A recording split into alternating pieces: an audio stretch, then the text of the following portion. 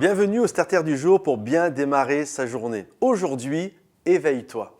La Bible nous parle d'un homme qui s'appelle Jairus et sa fille était rendue au bout du bout. Elle était sur le point de mourir. Et là, sachant que Jésus passait dans sa ville, la Bible nous dit il va aller trouver Jésus, il va se toucher aux pieds de Jésus et puis il va lui demander de venir pour que sa petite fille puisse être guérie. Et alors que Jésus accepte sa requête, il commence à marcher avec lui. Et là, il y a une foule dense qui le presse de tous les côtés. Et alors qu'il est en mouvement, la Bible nous dit qu'il va être arrêté par une femme qui a une perte de sang depuis 12 ans. Et là, Jésus va s'occuper de cette femme, il va guérir cette femme.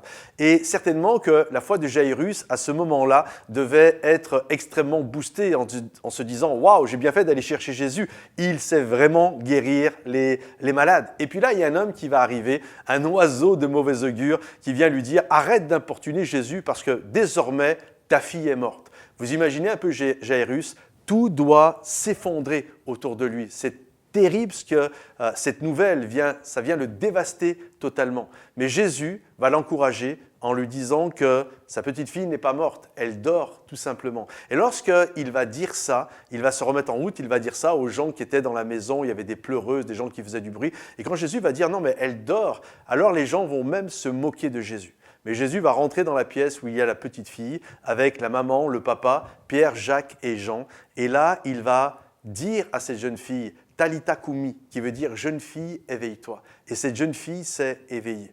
Et j'aimerais vous encourager aujourd'hui, peut-être vous vous dites que Jésus a été trop long dans sa progression pour venir vous sauver. Peut-être vous dites, mais il a guéri un tel. Certainement que Jairus a eu ce sentiment. Alors qu'il était en route, peut-être il a dû se dire, lorsqu'il a appris que sa fille était morte, « Ah, mais si Jésus n'avait pas guéri cette femme à la perte de sang, on serait arrivé à temps. » Et des moments, on a ces questionnements au fond de nous. Pourquoi Jésus tarde? Pourquoi Jésus s'occupe d'un tel, un tel, un tel? En plus, eux, ils galèrent moins longtemps que moi. Ça fait moins longtemps que moi qu'ils passent par ces épreuves. Et moi, j'ai l'impression que Dieu m'a oublié ou que Dieu est long pour répondre à mes prières. J'aimerais vous dire, Dieu a toujours le dernier mot et à un moment donné dans notre situation, il va dire Talitha Koumi, il va dire éveille-toi et la grâce de Dieu va se manifester. Faites confiance à Dieu.